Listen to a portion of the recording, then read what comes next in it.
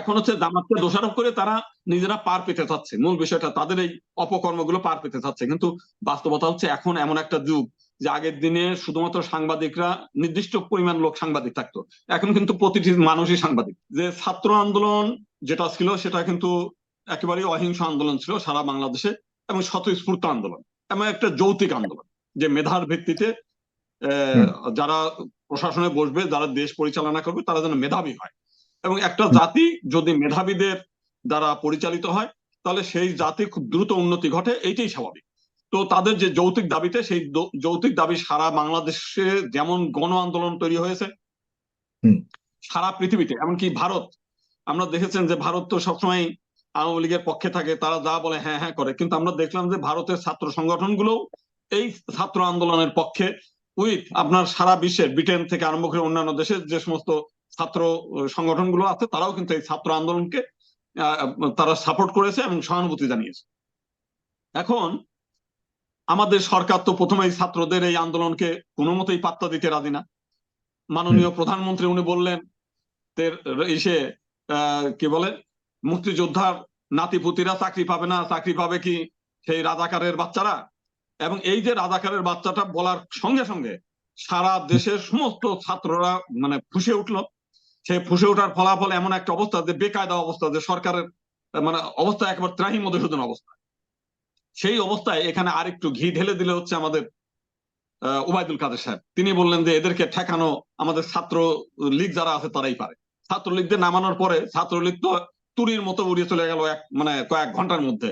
বিভিন্ন হল থেকে আমরা দেখলাম যে ছাত্রলীগরা কান ধরে বের হয়ে পালাচ্ছে, কোন জায়গাতে বোরকা পরে পালায় যাচ্ছে, কোন জায়গা থেকে মারধর খেয়ে পালা যাচ্ছে। এই অবস্থায় তো যখন দেখলো যে সারা বাংলাদেশের কোনো আওয়ামী লীগের কর্মীরা এদের সাপোর্টে আসছে না, ছাত্রলীগ পালিয়ে যাচ্ছে, যুবলীগ পালিয়ে যাচ্ছে, স্বেচ্ছাসেবক লীগ নাই, সেই অবস্থায় তারা বিজিবি, পুলিশ, পুলিশ তো আগেই নামানো ছিল, বিজিবি ডাকলো, সেনাবাহিনী ডাকলো। এর আগ পর্যন্ত কিন্তু ওই মেট্রো রেল পড়ে নাই, এর আগ পর্যন্ত বিটিপি পড়ে নাই। যখন সেনাবাহিনী নামছে, যখন বিজিবি নামছে, সমস্ত ইসের সামনে যারা পাখির মতো করে গুলি করে মারছে, হেলিকপ্টার দিয়ে গুলি করছে, সাউন্ড বোম ছাড়ছে, তো সেই অবস্থায় আমরা দেখলাম যে বিটিপি পুড়িয়ে দিচ্ছে, জ্বলে যাচ্ছে। আমরা দেখলাম যে মেট্রো রেল ওই স্টেশন জ্বলছে। এবং পরবর্তীকালে সিসিটিভির মানে তখন তারা নেট বন্ধ করে দিচ্ছে, যাতে কারা কি করছে এটা যেন মানুষ ভিডিও করে এটা না ছাড়তে পারে। এটা সরকারের একটা কৌশল।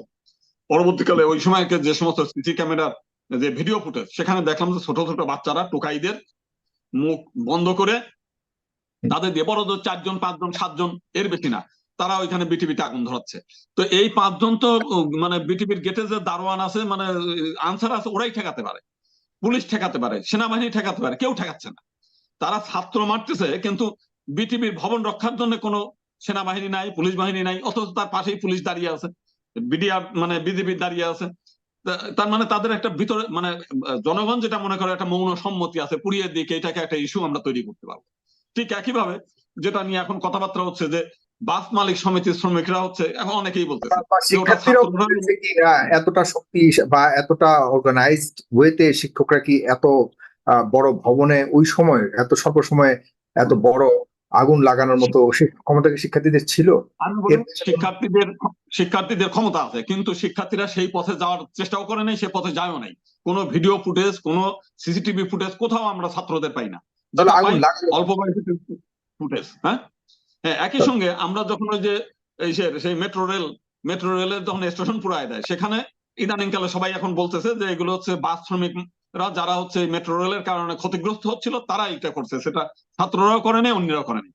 তাইলে যখন এইরকম একটা অবস্থায় সরকার আরো বিপদের মুখে, যে মানে সরকারের মৌন সম্মতিতেই অনেকটা হচ্ছে যে এই সমস্ত সিচুয়েশন গুলো, আগুন ধরানোর এটা সেটা সিচুয়েশন তৈরি করে বিশ্ববাসীর কাছ থেকে একটা সমর্থন আদায়ের চেষ্টা করছিল, সেটাও ধরা খেয়ে গেছে। এই অবস্থায় এখন কোনো মতো মানে অন্যের ঘাড়ে দায় চাপানোর জন্য আপনি যেটা বলেন সেই জামাতের বিষয়, যে জামাতকে নিষিদ্ধকরণ করলে পরেই মানে সব মানুষ মনে হয় তাদের দিকে মুখ ফিরিয়ে ওই দিকের দিকে ধাপিত হবে, কিন্তু বাস্তবতা তো তা না। বরং একটা নদীর স্রোত ধারা, একটা গণতান্ত্রিক ধারা অব্যাহত থাকলে সেটা কিন্তু চলতে থাকে, কিন্তু যদি আপনি সেই স্রোতে বাঁধ দিয়ে দেন, কিছুক্ষণ পর্যন্ত ওই বাঁধ থাকবে, মানে জল ওখানে ফুসে উঠবে, এরপরে তখন বাঁধও ভাঙবে, দুই কুল ভেঙে যাবে। এখন যে অবস্থাটা হয়ে গেছে এই জামাত ইসলামীকে নিষিদ্ধ করার কারণে, জামাত তো সেই যখন নির্বাচনের সুপ্রিম কোর্ট নিষেধ করছে হচ্ছে তাদের রাজনৈতিক নিবন্ধন বাতিল করছে, তারপর থেকে তো জামাত ইসলাম নামে কোনো কর্মসূচি নাই। মাঝে একবার মাত্র একটা কর্মসূচি নিয়েছিল, আর কিন্তু কর্মসূচি নাই। তো মৃত হিসেবেই রয়ে গেছে জামাত ইসলাম, কিন্তু এখন আর কোনো জামাত ইসলাম নামে কোনো কর্মসূচি করছে না।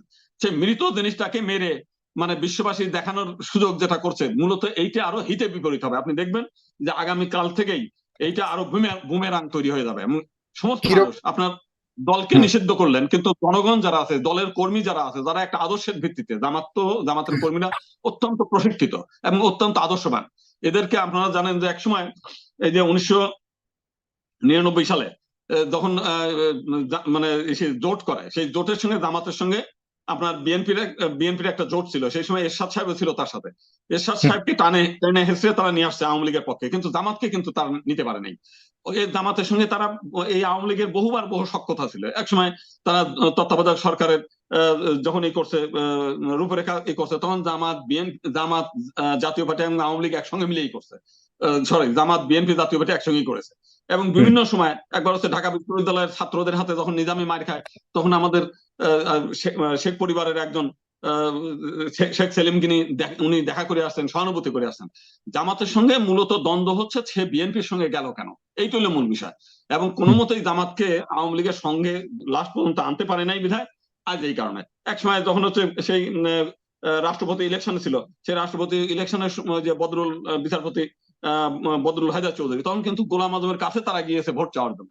তার মানে আগে এই সমস্ত এখন যেটা যুদ্ধ অপরাধীদের এখন যেমন সন্ত্রাস, এইটা কিন্তু কখনোই তারা মনে করে নাই।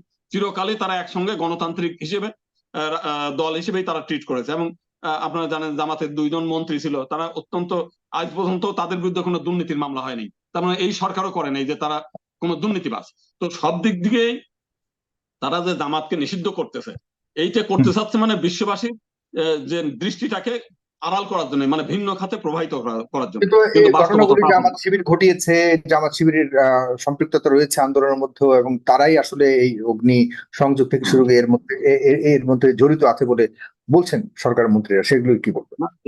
মুখ দিয়ে বললে তো হবে না, তাদের সিসি ফুটেজ আছে, ভিডিও ফুটেজ আছে। আবু সাইদকে গুলি করে মেরেছে, সেই পুলিশও শিবিরের সদস্য ছিলেন, এমনটাও বলেছে মন্ত্রী। পুলিশের বিরুদ্ধে মামলা হচ্ছে না কেন? শুধু তাই না, আমরা দেখেছি ভিডিও আসছে, বিডিআর মানে বিজিবি যারা, তারাও গুলি করে মারছে। তো মূল বিষয়টা হচ্ছে জামাত শিবিরের সদস্য যদি থেকে থাকে, তাহলে তার বিরুদ্ধে মামলা হচ্ছে না কেন, তাকে ধরছে না কেন? এবং জামাতের কোনো কর্মী তো আজ পর্যন্ত গ্রেপ্তার হয়নি। শুধু এখন না, এই একই ঘটনা আমি একটু যুক্ত করে দিই আপনাদের এসের সঙ্গে। 1991 সালে বিএনপি জামাত যখন নির্বাচনে যেতে, তখন ভোলা সহ দক্ষিণাঞ্চলে ব্যাপকভাবে হিন্দুদের উপর হামলা হয়, লুটপাট হয়, অগ্নিসংযোগ হয়। এবং সেটা তো সরকার সবসময়, আওয়ামী লীগ সেই সময় আমাদের মুনতাসির মামুন, শাহরিয়ার কবির, এদেরকে তো ভিডিও তৈরি করে, তারপরে সেই বড় বড় ফিল্ম তৈরি করে, নাটক নভেল তৈরি করে জামাতকে দোষারোপ করা শুরু করলো। আমরা ভেবেছিলাম যে আওয়ামী লীগ ক্ষমতা আসলে জামাত বিএনপিদের আপনার ওই ঘটনার জন্য শাস্তি পেতে হবে। কিন্তু পরবর্তীকালে আমরা দেখলাম যে আর কোনোদিন কোনো তাদের বিরুদ্ধে মামলা হলো না, তাদের শাস্তি দিল না। আমাদের সংগঠনে যখন কর্মীরা ভোলা থেকে, আমি তাদেরকে জিজ্ঞেস করলাম যে তোমাদের এই জামাত বিএনপির বিরুদ্ধে মামলা হচ্ছে না কেন, তোমাদের বাড়িঘর হামলা হলো? বলে দাদা আসলে তো বিষয়টা তা না, এই ঘটনার মূলত উদ্যোক্তা ছিল ওইখানকার আওয়ামী লীগের বড় নেতা। এখন সে যখন ওইখানে সমস্ত উদ্যোক্তা, তখন আওয়ামী লীগ বিএনপি জামাতের কর্মীরাও কিছু যুক্ত হয়ে গেছে। তো এখন যদি বিএনপি জামাতের বিচার করতে যায়, তো মূল ধরা পড়বে আওয়ামী লীগের নেতারা, তো সেই জন্য করবে না। অর্থাৎ প্রত্যেকটি ঘটনার পিছনেই এই সিচুয়েশন ক্রিয়েট করে হচ্ছে এরাই, যে কারণে এখন হচ্ছে জামাতকে দোষারোপ করে তারা নিজেরা পার পেতে চাচ্ছে। মূল বিষয়টা তাদের এই অপকর্মগুলো পার পেতে চাচ্ছে। কিন্তু বাস্তবতা হচ্ছে এখন এমন একটা যুগ যে আগের দিনে শুধুমাত্র সাংবাদিকরা, নির্দিষ্ট পরিমাণ লোক সাংবাদিক থাকতো, এখন কিন্তু প্রতিটি মানুষই সাংবাদিক, যে পায় সেই মোবাইল দিয়ে ভিডিও করে ফেলে।